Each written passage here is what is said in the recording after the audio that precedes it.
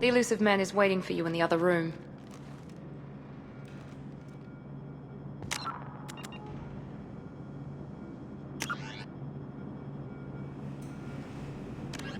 The Systems Alliance space vehicle Normandy is a prototype starship created as a joint human and Turian venture. A frigate optimized for reconnaissance missions, the vessel uses state-of-the-art stealth technology. Most ships generate tremendous heat that is easily detectable against the absolute zero background of space. The Normandy, however, temporarily sinks this heat within its hull. Because of exterior hull refrigeration, the ship can travel undetected for hours, or drift passively for days of covert observation. That heat sinking carries the risk of cooking the crew alive if the stored heat is not eventually radiated. Also contributing to stealth is the Normandy's revolutionary Tantalus drive, a massive... 50,000 years ago, the Protheans were the only spacefaring species in the galaxy. They vanished in a swift galactic extinction. Only the legacy of their empire remains. They are believed to have built the mass relays and the Citadel, which have allowed numerous species to explore and expand throughout the galaxy. Prothean ruins are found on worlds across the galaxy. While surprisingly intact for their age, functioning examples of Prothean paleotechnology are rare. Time and generations of looters have picked their dead cities and derelict stations clean. Some believe the Protheans meddled in the evolution of younger races. The Hanar homeworld of Kadje, for example, shows clear evidence of former Prothean occupation. The presence of a former Prothean observation post on Mars has caused a rebirth of interventionary evolutionists among humans. These individuals believe the god myths of ancient civilizations are misremembered encounters with aliens. In the early 2160s, the Alliance began aggressive colonization of worlds in the Skyllian Verge, much to the dismay of the Batarians, who had been developing the region for several decades. In 2171, the Batarians petitioned the Council to declare the Verge a zone of Batarian interest. The Council refused, however, declaring unsettled worlds in the region open to human colonization. In protest, the Batarians closed their Citadel embassy and severed official diplomatic relations with the Council, effectively becoming a rogue state. They instigated a proxy war in the Verge by funneling money and weapons to criminal organizations, urging them to strike at human colonies. Hostilities peaked with the Skyllian Blitz of 2176, an attack on the human capital of Elysium by Batarian-funded pirates and slavers. In 2178, the Alliance retaliated with a crushing assault on the moon of Torfin, long used as a staging base by Batarian-backed criminals.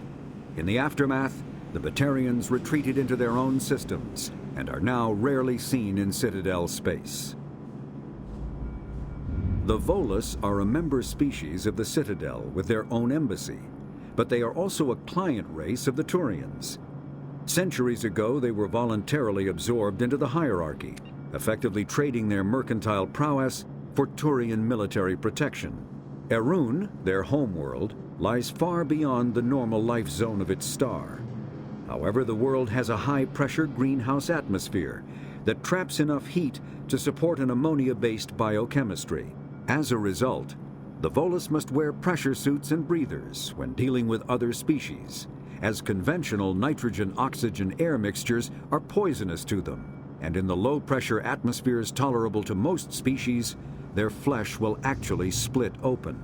Volus culture is tribal, bartering lands and even people to gain status. This culture of exchange inclines them to economic pursuits. It was the Volus who authored the Unified Banking Act, and they continue to monitor and balance the Citadel economy. The Geth are a humanoid race of networked AIs.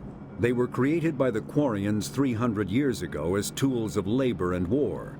When the Geth showed signs of self-evolution, the Quarians attempted to exterminate them. The Geth won the resulting war. This example has led to legal, systematic repression of artificial intelligences in galactic society. The Geth possess a unique distributed intelligence. An individual has rudimentary animal instincts, but as their numbers and proximity increase, the apparent intelligence of each individual improves. In groups, they can reason, analyze situations, and use tactics, as well as any organic race. Geth space is located at the trailing end of the Perseus arm, beyond the lawless Terminus systems. The Perseus Veil, an obscuring dark nebula of opaque gas and dust, lies between their space and the Terminus systems. Driven from their home system by the Geth nearly 3 centuries ago, most Quarians now live aboard the Migrant Fleet, a flotilla of 50,000 vessels ranging in size from passenger shuttles to mobile space stations.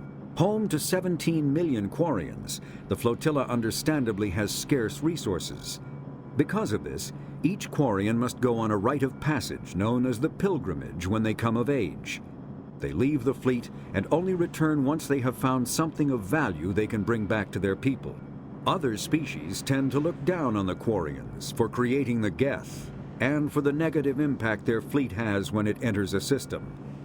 This has led to many myths and rumors about the Quarians, including the belief that underneath their clothes and breathing masks, they are actually cybernetic creatures, a combination of organic and synthetic parts. The Krogan evolved in a hostile and vicious environment. Until the invention of gunpowder weapons, eaten by predators was still the #1 cause of Krogan fatalities. Afterwards, it was death by gunshot. When the Solarians discovered them, the Krogan were a brutal, primitive species, struggling to survive a self-inflicted nuclear winter. The Solarians culturally uplifted them, teaching them to use and build modern technology, so they could serve as soldiers in the Rachni War. Liberated from the harsh conditions of their homeworld, the quick-breeding Krogan experienced an unprecedented population explosion. They began to colonize nearby worlds. Even though these worlds were already inhabited, the Krogan rebellions lasted nearly a century, only ending when the Turians unleashed the Genophage, a Solarian-developed bioweapon that crushed all Krogan resistance. The Genophage makes only 1 in 1,000 pregnancies viable, and today the Krogan are a slowly dying breed.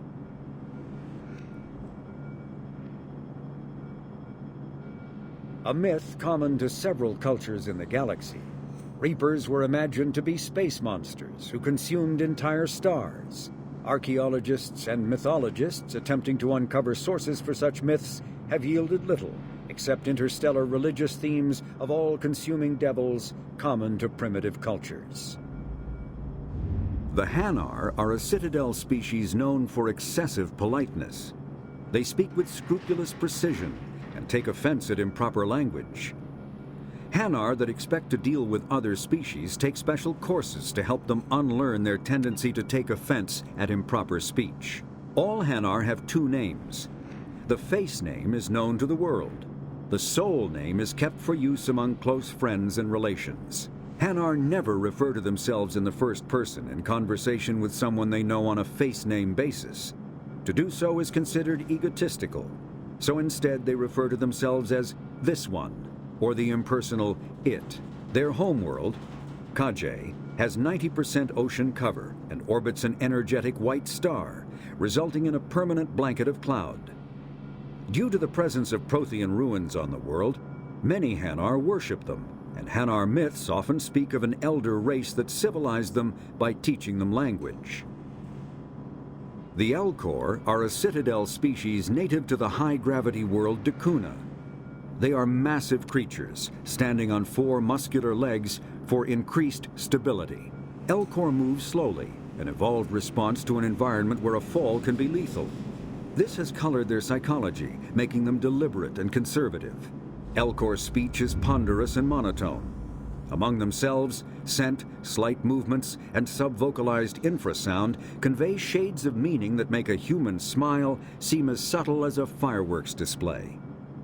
Since their subtlety can lead to misunderstandings with other species, the Elcor often go out of their way to clarify when they are being sarcastic, amused, or angry. Dakuna's high gravity impedes mountain formation.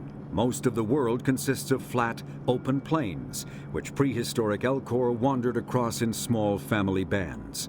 Modern Elcor still prefer open sky, and can become restless and uncomfortable on long starship journeys. The Asari were the first species to discover the Citadel. When the Solarians arrived, it was the Asari who proposed the establishment of the Citadel Council to maintain peace throughout the galaxy. Since then, the Asari have served as the mediators and centrists of the Council. An all-female race, the Asari reproduce through a form of parthenogenesis. They can attune their nervous system to that of another individual of any gender and of any species to reproduce. This capability has led to the unseemly and inaccurate rumors about Asari promiscuity. Asari can live for over 1,000 years, passing through 3 stages of life. In the maiden stage, they wander restlessly, seeking new knowledge and experience. When the matron stage begins, they meld with interesting partners to produce their offspring. This ends when they reach the matriarch stage, where they assume the roles of leaders and counselors. The second species to join the Citadel, the Solarians, are warm-blooded amphibians with a hyperactive metabolism. Solarians think fast, talk fast, and move fast. To Solarians, other species seem sluggish and dull-witted. Unfortunately, their metabolic speed leaves them with a relatively short lifespan. Solarians over the age of 40 are a rarity. The Solarians were responsible for advancing the development of the primitive Krogan species to use as soldiers during the Rachni Wars. They were also behind the creation of the genophage bioweapon the Turians used to quell the Krogan rebellion several centuries later. Solarians are known for their observational capability and non-linear thinking. This manifests as an aptitude for research and espionage. They are constantly experimenting and inventing, and it is generally accepted that they always know more than they are letting on. Roughly 1,200 years ago, the Turians were invited to join the Citadel Council to fulfill the role of galactic peacekeepers. The Turians have the largest fleet in Citadel space, and they make up the single largest portion of the Council's military forces. As their territory and influence has spread, the Turians have come to rely on the Solarians for military intelligence and the Asari for diplomacy. Despite a somewhat colonial attitude towards the rest of the galaxy, the ruling hierarchy understands they would lose more than they would gain if the other 2 races were ever removed. Turians come from an autocratic society that values discipline and possesses a strong sense of personal and collective honor.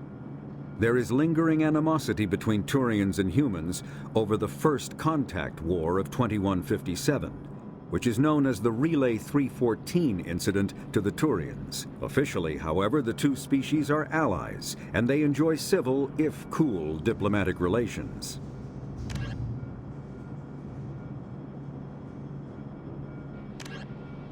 Immediately following the First Contact War, an anonymous extranet manifesto warned that an alien attempt at human genocide was inevitable.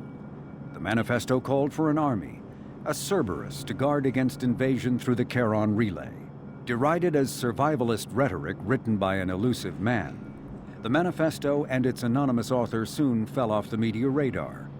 But in 2165, terrorists stole antimatter from the SSV Geneva.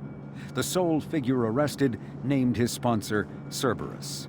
Throughout the 2160s and 2170s, alleged Cerberus agents assassinated politicians, sabotaged starships bearing Ezo, and conducted nightmarish experiments on aliens and humans. Denounced as human supremacist, Cerberus calls itself human survivalist.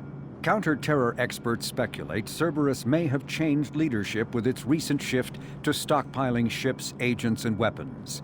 Whether he, she, or they, the elusive man hides his finances hidden behind shell companies. Few doubt he will kill anyone attempting to expose him.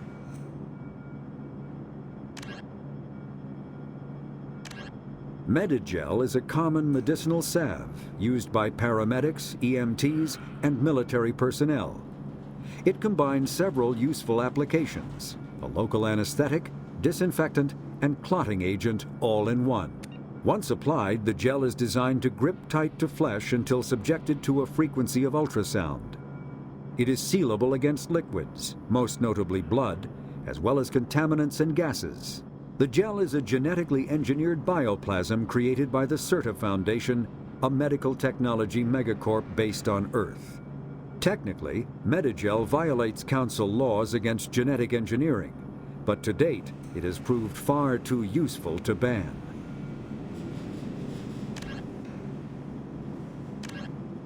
Spectres are agents from the Office of Special Tactics and Reconnaissance, and answer only to the Citadel Council.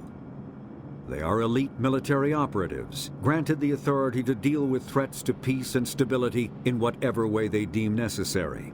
They operate independently or in groups of 2 or 3. Some are empathetic peacekeepers, resolving disputes through diplomacy. Others are cold-blooded assassins, ruthlessly dispatching problem individuals. All get the job done one way or another, often operating outside the bounds of galactic law. The Spectres were founded after the Solarians joined the Council. For many years they operated in secrecy as backroom problem solvers. Only after the Krogan rebellions did their activities become publicized. Assignment of a Spectre is less contentious than a military deployment, but makes it clear that the Council is concerned about a situation. The Citadel is an ancient deep space station, presumably constructed by the Protheans. Since the Prothean extinction, numerous species have come to call the Citadel home. It serves as the political, cultural, and financial capital of the galactic community. To represent their interests, most species maintain embassies on the Presidium, the Citadel's inner ring. The Citadel Tower in the center of the Presidium holds the Citadel Council chambers. Council affairs often have far-reaching effects on the rest of the galactic community. 5 arms, known as the wards, extend from the Presidium. Their inner surfaces have been built into cities, populated by millions of inhabitants from across the galaxy. The Citadel is virtually indestructible. If attacked, the station can close its arms to form a solid, impregnable shell. For as long as the station has existed, an enigmatic race called the Keepers has maintained it. Biotics is the ability of rare individuals to manipulate dark energy and create mass effect fields through the use of electrical impulses from the brain. Intense training and surgically implanted amplifiers are necessary for a biotic to produce mass effect fields powerful enough for practical use. The relative strength of biotic abilities varies greatly among species and with each individual. There are 3 branches of biotics. Telekinesis uses mass-lowering fields to levitate or impel objects. Mass-raising kinetic fields are used to block or pin objects. Spatial distortion uses rapidly shifting mass fields to shred objects. Most organic species are capable of developing biotic abilities, though there are risks involved. Biotics are the result of an in utero exposure to element 0. This usually causes fatal cancers in the victim, but in rare cases, it coalesces into nodules within the fetus's developing nervous system. When subjected to an electrical current, the rare material dubbed element 0, or EZO, emits a dark energy field that raises or lowers the mass of all objects within it. This mass effect is used in countless ways, from generating artificial gravity to manufacturing high-strength construction materials. It is most prominently used to enable faster-than-light space travel. EZO is generated when solid matter, such as a planet, is affected by the energy of a star going supernova. The material is common in the asteroid debris that orbits neutron stars and pulsars. These are dangerous places to mine, requiring extensive use of robotics, telepresence, and shielding to survive the incredible radiation from the dead star. Only a few major corporations can afford the setup costs required to work these primary sources. Humanity discovered refined element 0 at the Prothean Research Station on Mars, allowing them to create mass effect fields and develop FTL travel. Element 0 can increase or decrease the mass of a volume of space-time when subjected to an electrical current. With a positive current, mass is increased. With a negative current, mass is decreased. The stronger the current, the greater the magnitude of the dark energy mass effect. In space, low-mass fields allow FTL travel and inexpensive surface-to-orbit transit. High-mass fields create artificial gravity and push space debris away from vessels. In manufacturing, low-mass fields permit the creation of evenly blended alloys, while high-mass compaction creates dense, sturdy construction materials. The military makes extensive use of mobility-enhancing technologies, with Mass Effect utilizing fighting vehicles standard frontline issue in most military forces. Mass Effect fields are also essential in the creation of kinetic barriers or shields to protect against enemy fire.